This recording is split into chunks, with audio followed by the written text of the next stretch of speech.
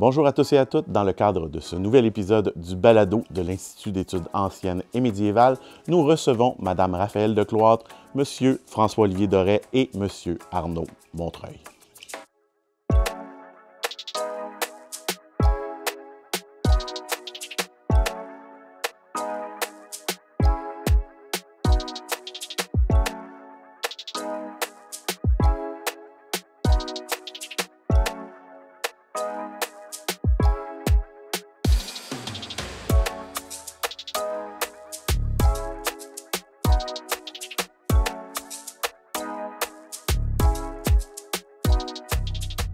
Alors, bonjour à tous, bienvenue à ce nouvel épisode du balado Écho du passé et le premier hors les murs de l'Université Laval au monastère des Augustines. Autre première, aujourd'hui nous avons 3 invités, je les remercie d'ailleurs de se prêter au jeu de notre podcast et je vais les laisser se présenter. Donc, on pourrait commencer peut-être par M. Montreuil.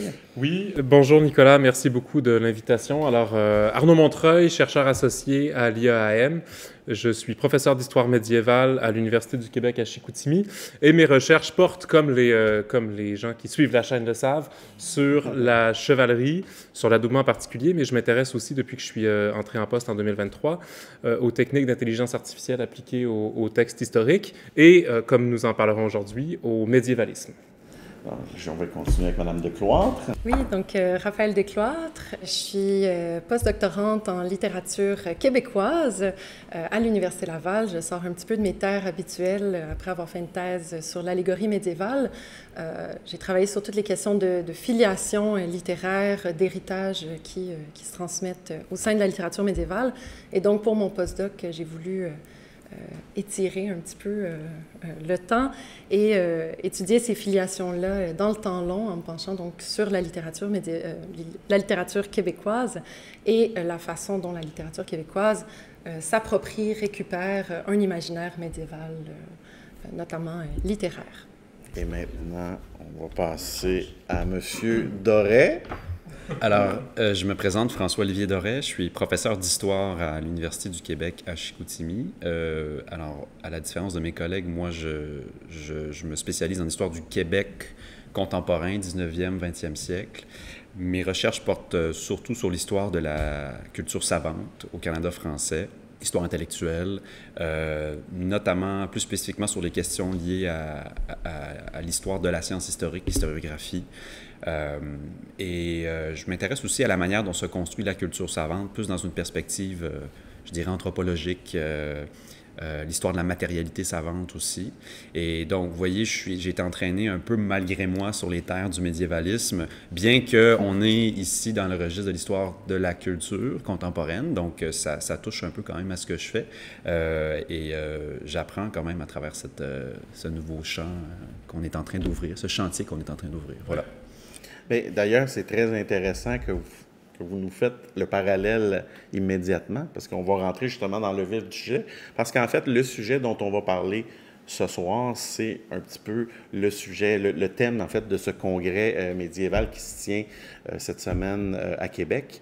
Donc, première question assez simple, je ne sais pas qui me répondra, mais comme on va parler de médiévalisme au Québec, Arnaud, est-ce que tu pourrais nous expliquer un petit peu, et Raphaël aussi, qu'est-ce que le médiévalisme en fait? Mm-hmm. Le médiévalisme, je pense qu'on doit le définir comme un phénomène de réception, d'appropriation, d'actualisation et d'utilisation de l'imaginaire médiéval. C'est donc la manière dont les sociétés contemporaines récupèrent tout un bagage culturel qui a traversé les siècles, qui est un legs et qui vient certainement de l'Europe médiévale, mais qui est actualisé dans notre société selon des logiques propres qui sont des logiques contemporaines et non des logiques purement médiévales. C'est-à-dire que, fondamentalement, quand on a affaire à du médiévalisme, on a affaire à des référents qui parlent d'abord et avant tout de nous et pas de la société médiévale. Et donc, la grande question autour du médiévalisme, c'est pourquoi ça nous parle? Et les meilleurs exemples de médiévalisme qu'on peut vous donner très rapidement, c'est prenez n'importe quel journal, tapez Moyen-Âge, puis ce que vous allez avoir, c'est un éditorialiste, une journaliste qui dit tel comportement est digne de la barbarie du Moyen Âge. On n'est plus au Moyen Âge. On n'est plus au Moyen Âge. Donc, une référence au passé qui sert à creuser l'écart entre un présent qu'on veut glorier et un passé qu'on cherche à diminuer. Et ce qui est intéressant, je crois, dans le cas du médiévalisme au Québec, c'est que jusqu'à très récemment, et c'est du moins ce que les présentations ont montré en général, c'est que le Québec a énormément valorisé, le Québec et le Canada français ont énormément valorisé le référent médiéval. C'est-à-dire que jusqu'à la Révolution tranquille, on peut parler de grande clarté du Moyen Âge. Et c'est quelque chose qui, dans notre histoire, et je pense vraiment que c'est largement insoupçonné dans la culture populaire, c'est-à-dire que le référent au Moyen Âge, au Québec jusqu'à la Révolution tranquille, était quelque chose de positif et même porteur d'avenir. D'ailleurs, on vient de parler de médiévalisme. D'où vient cette idée-là derrière l'organisation de ce congrès-là, justement, sur le médiévalisme au Québec? C'est une bonne question parce qu'en fait, ce qu'on remarque vraiment dans les études médiévales dans les dernières années, c'est que les médiévistes se reconvertissent. Est-ce que, bon, il y a des considérations qui dépassent les seuls intérêts de recherche, mais de plus en plus, les médiévistes donc réfléchissent à leur objet, à ses résurgences, à son apparition dans notre monde contemporain. Et Arnaud, comme moi, on avait un projet en médiévalisme qu'on déposait en même temps aux organismes subventionnaires. Arnaud, qui est un ami de longue date, et là, quand lui est entré en poste, que j'ai commencé le postdoctorat, ça allait de soi qu'on allait combiner nos forces, puis adopter une perspective pluridisciplinaire autour de cet objet-là qui est le médiévalisme au Québec, pour justement réfléchir donc à la permanence de notre objet dans une société qui, a priori, est complètement déconnectée du Moyen Âge. Hein. On fait souvent terminer le Moyen Âge, date extrêmement contestable, mais on fait souvent terminer le Moyen Âge avec la découverte des Amériques. Et donc, il y avait vraiment un champ d'enquête, une enquête à mener sur ce terrain-là. Et on a voulu donc combiner toutes les forces possibles. Oui, Raphaël a entièrement raison. C'est-à-dire que quand on se dévoue à l'étude de la société médiévale, en fait, on ne peut plus ne pas voir, en fait, les usages qui sont faits dans notre société. Ça nous marque à chaque fois. Et forcément, on dédouble notre compréhension ou une étude de notre objet et aussi une étude des représentations contemporaines sur notre objet. Et exactement comme Raphaël l'a dit, c'est-à-dire qu'elle a eu son postdoc en même temps que j'ai eu mon poste, on a lancé ce projet-là et nous avons été extrêmement chanceux parce que, contrairement à ce qu'il va dire dans cette entrevue, en fait, le médiévalisme est un objet d'histoire contemporaine, c'est un objet d'étude contemporaine. Et généralement, en fait, la plupart du temps, le médiévalisme est fait par des médiévistes qui sortent de leur terre et qui s'aventurent dans la contemporaine, parfois avec beaucoup de succès, parfois avec l'illusion de comprendre une société qui est en réalité une société très complexe, parce que la société contemporaine est tout aussi complexe que la société médiévale. Et donc, pour faire, je crois, du médiévalisme de qualité, ça prend nécessairement un dialogue, je dirais, à part égale entre des spécialistes de la culture contemporaine et des spécialistes de la médiévistique. Et lorsque j'ai été recruté à l'Université du Québec à Chicoutimi, j'ai eu l'immense chance de travailler immédiatement avec des collègues qui ont accepté de jouer le jeu et qui ont vu là qu'il y avait un potentiel de synergie. Et pour tout vous dire, c'est-à-dire que je pense que dès 3 mois après mon entrée en poste, avec François-Olivier et Raphaël, on avait nos premières rencontres pour tenir ce colloque-là. Pour rebondir sur ce qu'Arnaud vient de dire, effectivement, il y a quelque chose dans le médiévalisme qui est de l'ordre de l'espace ouvert et résolument pluridisciplinaire, pluritemporel aussi.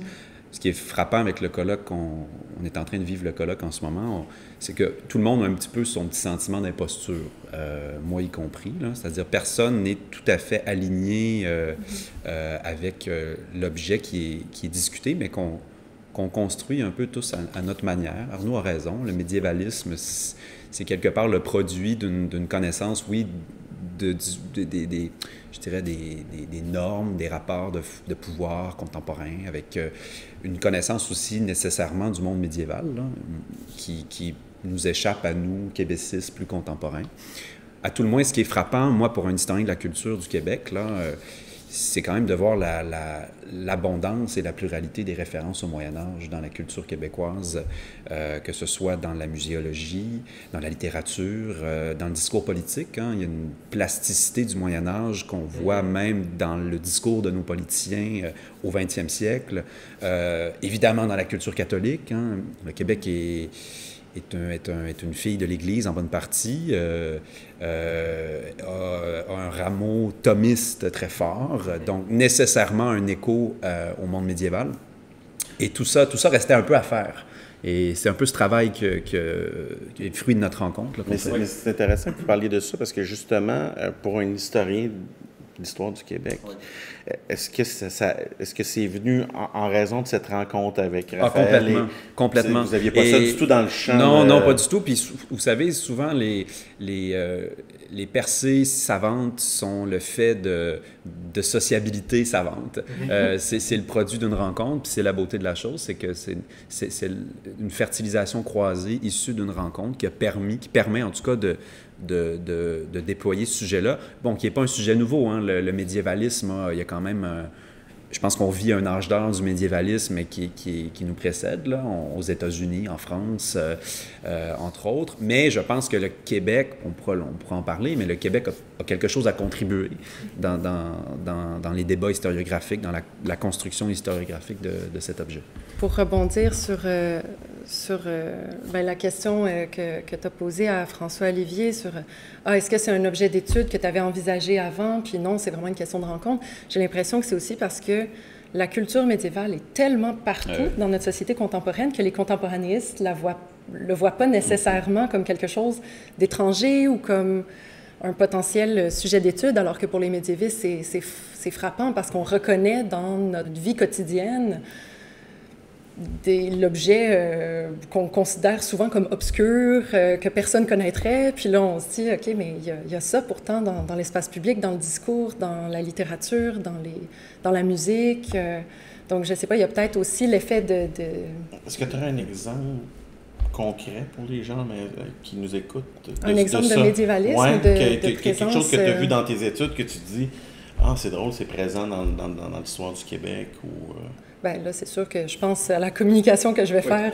Tous ceux qu'on a eus. Oui, mais c'est ça. Il y a plein de cas vraiment... avec la communication. Vraiment, mais des fois plus surprenants que d'autres. Francis Gingras, hier, parlait du fait que, bon, il s'est intéressé au débat politique, puis aux présences du Moyen-Âge dans ces débats-là. Et le Moyen-Âge apparaît dans des débats autour de la pasteurisation du lait, comme dans des endroits vraiment surprenants. Puis moi, dans le cadre de ce colloque-là, je m'intéresse à des œuvres féministes. Puis c'est frappant de voir à quel point ces autrices-là, qui pourraient vouloir refuser un âge obscur ou quoi que ce soit, finissent par quand même aller puiser dans cet imaginaire-là, puis solliciter le Moyen-Âge comme un potentiel de libération de la femme. Donc vraiment des utilisations qui sont extrêmement complexes, qui se manifestent. On a eu une présentation sur les fêtes de la... les fêtes de la Passion. Le Salon de la Passion médiévale. Le Salon de la Passion médiévale. Et les réinterprétations musicales. Où là, on voit que l'étiquette Moyen-Âge ou médiéval peut être apposée sur à peu près n'importe quoi, ce qui est super intéressant aussi, puis qui en dit vraiment très long sur notre compréhension du Moyen-Âge, ou du moins l'image qu'on s'en fait. Donc vraiment, à partir du moment où on a ça en tête, on le voit partout. Donc, c'est intéressant qu'on parle justement d'histoire du Québec et histoire médiévale parce que, évidemment, on est dans le podcast de l'Institut des études anciennes et médiévales. Donc, c'est quoi un petit peu la composition des participants au congrès entre les gens qui sont plus québécistes puis ceux qui sont plus en études médiévales? Bien, on a essayé d'avoir une répartition à la fois des sensibilités disciplinaires. Donc, on a des historiens, des historiennes, des littéraires aussi, parce que le médiévalisme vit beaucoup par la littérature également. Mais on a essayé aussi d'avoir autant des médiévistes que des québécistes, donc des spécialistes je dirais, de la sociologie ou du Québec plus contemporain. Donc, nos québécistes sont présents. On a des conférences qui portent tantôt sur, je pense, aux gisants de Monseigneur de Laval aujourd'hui, leur signification. Les 2 gisants de Monseigneur de Laval, hein, il y a une double... c'est dédoublé, une double manifestation, ce qui est en soi un questionnement intéressant. Une conférence sur une église au Saguenay-Lac-Saint-Jean, à la baie, l'église Saint-Édouard, bon, qui fait un écho, oui, au roi Édouard, mais aussi aux grands financiers anglais de la région. D'autres conférences qui portent plus sur de la littérature québécoise, Saint-Denis Garneau, Régent Ducharme, qui ont mobilisé les référents du Moyen Âge. Parfois, c'est un peu caché dans les interstices de texte. Mais voyez, donc on essaie c'est un travail d'équilibre. Mais encore une fois, l'idée, c'est d'essayer de mettre en dialogue la communauté des médiévistes avec la communauté des québécistes, donc 2 communautés qui se parlent assez peu, finalement. Bon, est-ce que le pari est réussi jusqu'à présent? Ça se passe bien, on mange ensemble, on se parle encore, mais encore une fois, je reviens à ce que je disais tout à l'heure, je pense que chacun avance prudemment, mais je pense que ça fait partie aussi du réflexe qu'on a comme chercheurs, chercheuses, hein. On est prudent, on doute, on pose des questions. Personne n'y va d'une thèse trop forte ou d'une interprétation qui serait peut-être trop audacieuse. Je pense que c'est correct comme ça. On est dans la modestie, mais il y a quelque chose qui se construit à travers ça. Excellent. Puis c'est excellent que vous nous parliez de ça, justement, parce que ma prochaine question, c'était un peu là-dessus. C'est si vos attentes, jusqu'à certains points, sont comblées, mais aussi sur ce que ça apporte comme plus-value dans chacun de vos domaines, c'est-à-dire dans l'univers québécois et vous 2 dans le domaine plus médiéval en tant que tel. En fait, la plus-value du médiévalisme, si on parle et on pense en termes de plus-value, c'est clairement que, je pense que, de mon point de vue en tout cas, il y a une réelle absence au Québec de ce champ-là. Et ça, c'est fondamental. Pourquoi je dis ça? C'est parce que je pense que François-Olivier en parlait plus tôt, mais aux États-Unis, le médiévalisme existe depuis les années 80. En France, depuis, disons, la moitié des années 1990, c'est un champ de recherche en plein essor. On commence même à créer des postes de maître de conférence en médiévalisme, c'est-à-dire que c'est quelque chose vraiment qui a le vent en poupe. Pareil en Italie. Les Canadiens anglais ont commencé à s'intéresser à ce phénomène-là en 2010.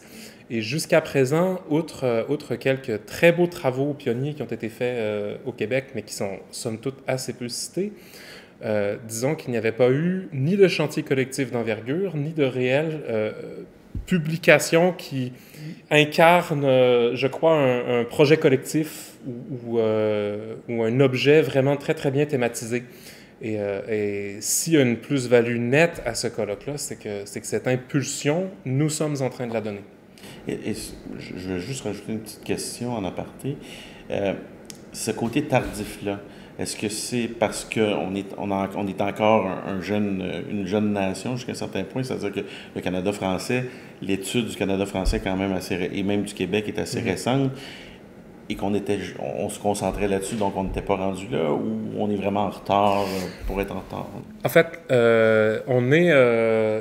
fait, comment dire, l'arrivée tardive du Québec dans le champ des études sur le médiévalisme, plutôt que de dire qu'on est en retard sur la façon dont on se perçoit nous-mêmes, c'est que je crois plutôt que le Québec et le Canada, parce que je préfère les comparer quand on parle de médiévalisme, sont respectivement dans l'orbite de 2 ensembles savants plus puissants qu'eux.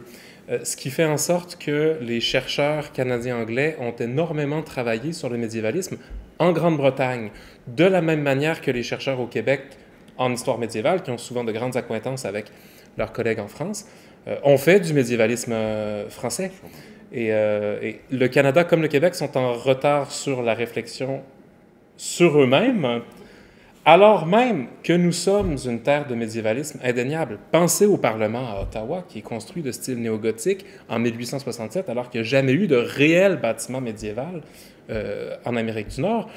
Pensez aux portes, on est ici à Québec, pensez aux portes Saint-Jean, aux portes Kent, à la porte Saint-Louis, qui étaient de style néoclassique, qui ont été détruites et reconstruites en style médiéval.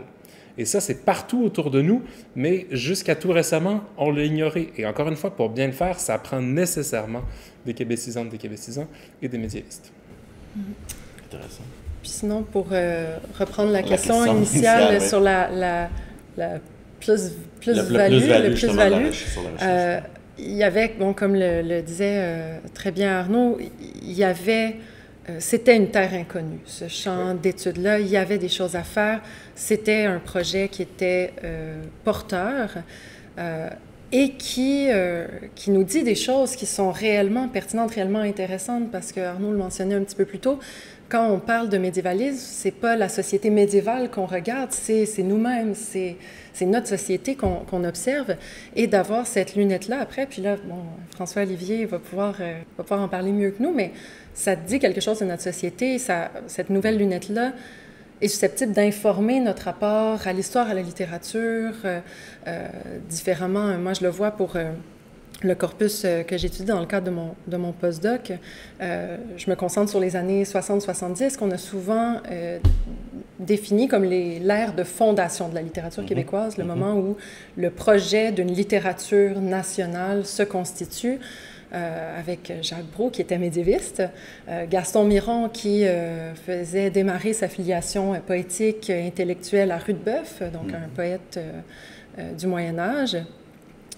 Puis, chez des auteurs maintenant majeurs de la littérature québécoise, comme Régent Ducharme, comme Gérald Godin, qui font tous, d'une façon ou d'une autre, référence au Moyen-Âge. Et donc là, c'est de dire, ben, OK, ce moment-là de fondation de la littérature québécoise, visiblement, on retourne au Moyen-Âge. Quel rôle le Moyen-Âge est susceptible de jouer dans ces textes-là? Puis ce qu'on voit, c'est que c'est vraiment un rapport à l'enfance, en tout cas. Donc, cette idée de constitution d'une littérature qui est jeune, on va puiser dans la jeunesse de notre littérature française, qui est la littérature médiévale. Donc, c'est vraiment une lunette qui est intéressante, je trouve, puis qui va permettre de dire, ou en tout cas, j'ose croire, de dire des choses intéressantes sur notre société, sur les objets contemporains. Non, mais c'est intéressant ce que Raphaël vient de dire, parce qu'il y a eu une grosse influence médiévale sur certains auteurs, mais d'autres auteurs, comme Pierre Perrault notamment, avait aussi la référence toute de l'Antiquité. Donc, ce qui m'amène à me dire, est-ce qu'il n'y a pas aussi le côté collège classique, jusqu'à un certain point, qui a amené cette filiation? On parle du collège classique. Oui, je veux dire, oui, assurément que la culture du collège classique a joué. On le voit d'ailleurs dans Francis Gingras fait une très belle conférence sur... où il a analysé le discours des politiciens des années 20 jusqu'aux années 60. Bon, des politiciens qui sont souvent pétris de culture classique, qui ont joué du théâtre médiéval au collège classique. On voit que les références sont là. Donc oui, c'est sûr que ça marque le discours. Cela dit, faut voir après si... Bon, la question qui me semble intéressante aussi à poser et qu'il faudra poser, c'est est-ce qu'on étudie le médiévalisme sur un terrain qui est le Québec, ou est-ce qu'on étudie le médiévalisme québécois? Et c'est un peu ça qu'il va falloir arriver à définir, je pense, en cela que... Quelle est la spécificité de cette appropriation du médiéval au Québec? Moi, j'ai un peu l'intuition là, qu'on est face à peut-être le phénomène des sociétés neuves, dites neuves entre guillemets, c'est-à-dire des sociétés qui sont nées d'un décrochage avec l'Europe et qui ont eu peut-être, par ce fait-là, ce fait axial-là, été à même peut-être d'imaginer de manière plus libre un rapport à la vieille Europe ou un rapport à l'imaginaire médiéval, en tout cas en se l'appropriant de manière plus libre. C'est une intuition, mais ce qui pourrait peut-être expliquer son abondance, parfois insoupçonnée. Donc, il y a quelque chose de cet ordre-là. Le Moyen-Âge est, oui, Arnaud disait, il est présent dans l'espace public, mais pas tant que ça. Il n'est pas très spatialisé. En tout cas, moi, personnellement, je ne le vois pas beaucoup comme historien, disons, plus contemporain. Ça me frappe pas. Mais justement, parce qu'il n'est pas spatialisé, mais peut-être que ça a permis à des auteurs d'autrefois, à des paroliers d'autrefois, des poètes d'autrefois, des politiciens d'autrefois, justement de se l'approprier avec plus de plasticité. C'est une intuition comme ça. Mais je pense qu'on en est encore à l'étape où il s'agit de voir qu'est-ce qu'il y a de spécifiquement québécois dans cette appropriation du médiévalisme par opposition aux États-Unis, à la France, à la Grande-Bretagne. Bon. Oui, puis juste pour rajouter, le Québec est quand même dans une situation assez particulière par rapport à ça, au sens où c'est un espace qui a été doublement colonisé, donc on est susceptible de recevoir et l'héritage médiéval britannique, anglophone, que le Canada anglais étudie depuis quelques années, et l'héritage francophone, français, auquel on est tout particulièrement attaché. Mais donc, le cas québécois est aussi au croisement de potentiellement deux Moyen-Âge.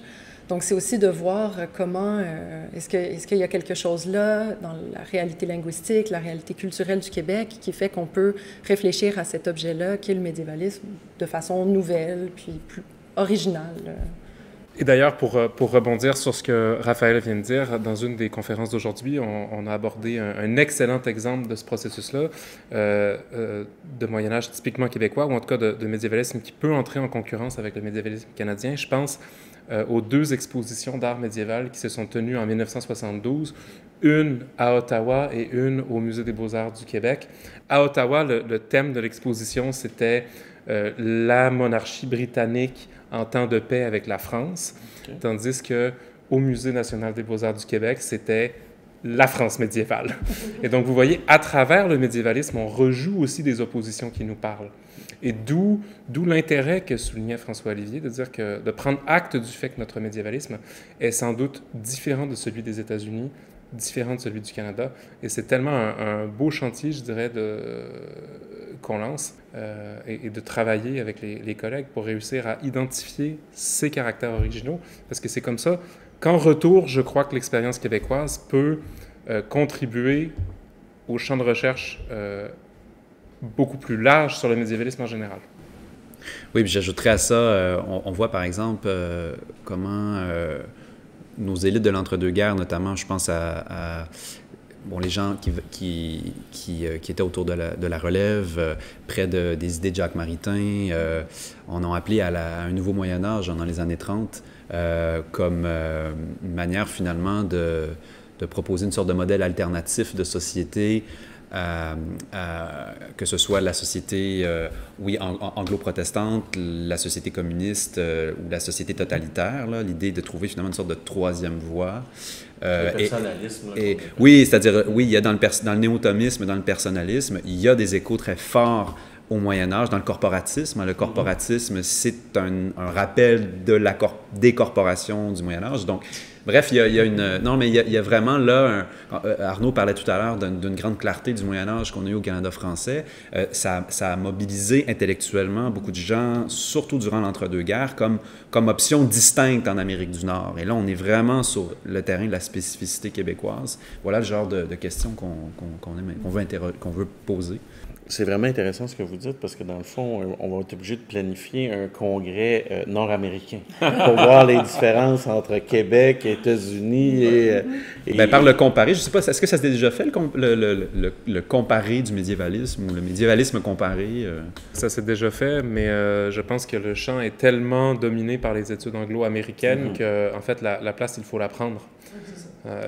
Et lorsque nous aurons réussi à nous asseoir tout le monde autour de la table, québécistes et médiévistes, et que nous aurons un consensus, nous irons chercher des canadianistes. Ouais, c'est ça. Ouais, c'est ça. Il faut attendre que le fruit soit mûr. C'est ça. On est excellent. Effectivement, je comprends tout à fait le truc américain. Ils sont dominants dans beaucoup de sphères de nos études antiques ou médiévales. Donc, on a toujours besoin de pousser un peu plus fort pour faire passer ou pour développer des nouvelles théories. Je vous remercie beaucoup pour ce résumé du congrès et je trouve que c'est très intéressant justement pour la pluridisciplinarité. On en parle souvent. On dit souvent qu'on devrait se parler puis qu'on devrait s'asseoir et qu'on devrait développer des choses. Et là-dessus, je vous lève mon chapeau pour ce premier congrès. Et ce qui m'amène à parler un petit peu de la Société des études médiévales du Québec. qu'on entend peu parler. On dirait que les gens qui s'occupent de l'Antiquité sont un peu plus présents, notamment à l'Institut, mais de plus en plus, les études médiévales ont fait leur place et on l'a ajouté d'ailleurs à notre nom d'Institut. Nous en sommes très contents. Il y a quelques années. Donc, est-ce que vous pourriez nous parler justement de la société, comment il y a de membres, est-ce que c'est actif, etc.? Oui, donc la Société des études médiévales du Québec, c'est une société savante qui a 40 ans cette année. Donc le congrès, le colloque qu'on organise s'inscrit dans ces célébrations-là. Et donc Société savante qui cherche à encourager, promouvoir les études médiévales au Québec.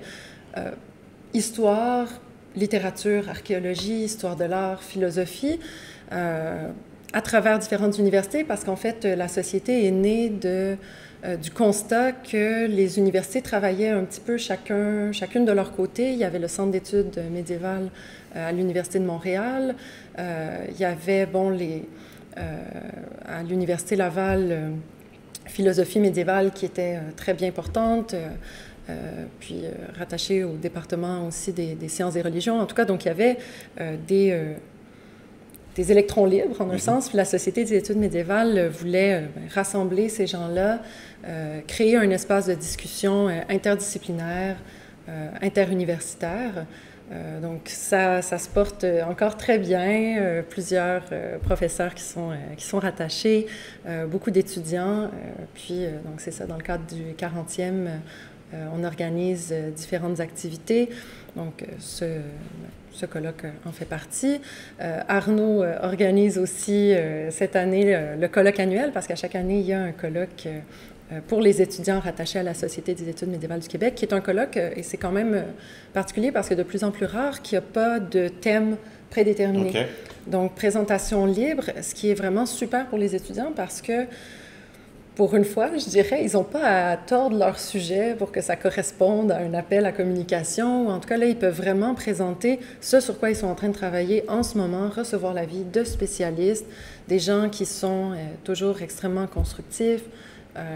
Donc, il y a vraiment un aspect aussi formation de la relève rattaché à la société. Et donc, on organise un colloque à chaque année. Et cette année, pour la première fois, la SEMQ se rend à Chicoutimi. De l'autre côté du parc des Laurentides. De l'autre côté du parc. Dans le royaume. Si le parc est traversé. Si le parc est traversé. Parce qu'en mars, 15 mars... Ça sera plus facile que pour se rendre ici cette fois-ci.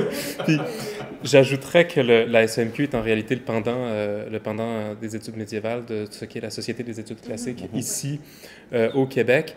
Et en plus du colloque dont Raphaël parlait, nous animons une revue Mémini Travaux et Documents, qui est une revue qui publie des articles avec révision par les pairs et qui est notamment bien connue du côté de la France. Donc, c'est vraiment la vitrine de ce qu'on fait ici et on fait de la médiévistique de qualité. La vitrine de ce qu'on fait ici dans le monde francophone. Donc, merci pour ces informations sur la Société d'études médiévales. Et en terminant, je me demandais, est-ce que vous avez des titres de référence pour nos auditeurs qui s'intéresseraient au médiévalisme au Québec? Oui, excellente question. Bien, comme c'est un champ neuf, évidemment, il n'y a pas une pléthore de titres sur le médiévalisme québécois, mais il y en a deux qu'il faut néanmoins absolument souligner. Le premier, c'est un livre tiré de la thèse de doctorat d'Elsa Guyot qui s'intitule « Rejouer l'histoire, le Moyen-Âge dans les musées du Québec », qui est paru en 2021 chez Léméac, qui s'intéresse vraiment au médiévalisme sous l'angle de sa présentation dans les expositions, surtout au 20e siècle. Et je renverrai aussi vers le texte qui s'appelle « Un autre Moyen-Âge et le Moyen-Âge des autres » de Francis Gingras, qui est, je pense, vraiment un texte, je dirais pas programmatique, mais en tout cas séminal, qui indique toutes les avenues que l'on pourrait suivre si l'on veut faire le médiévalisme québécois en se fondant sur ce qui a été fait au Canada anglais, ce qui a été fait aux États-Unis, puis comment on est capable de faire des parallèles, mais aussi de faire émerger des spécificités. Et pour celles et ceux qui s'intéresseraient beaucoup au cas français, nous renvoyons volontiers aux travaux de Vincent Ferré, qui a une bibliographie abondante sur le sujet, y compris d'un point de vue théorique, je dirais plutôt universel. Puis sinon, Vincent Ferré, quand même, puis ça risque de plaire à beaucoup de gens qui écoutent. C'est un grand spécialiste de l'œuvre de Tolkien. C'est lui qui a qui est responsable des archives et de Tolkien Père et Tolkien Fils. Donc... Non, mais merci beaucoup de ces titres. Puis d'ailleurs, on va essayer de mettre les titres en description de cet épisode. Donc, pour les intéressés, pourront cliquer et découvrir ces titres merveilleux. Excellent. Donc, je vous remercie encore une fois de nous avoir accueillis dans votre colloque, en espérant avoir une deuxième, troisième édition. Puis on reviendra, ça va nous faire plaisir. Il y a matériel pour plusieurs éditions, oui, en tout cas. Ça, c'est certain. Ouais. Merci. Merci.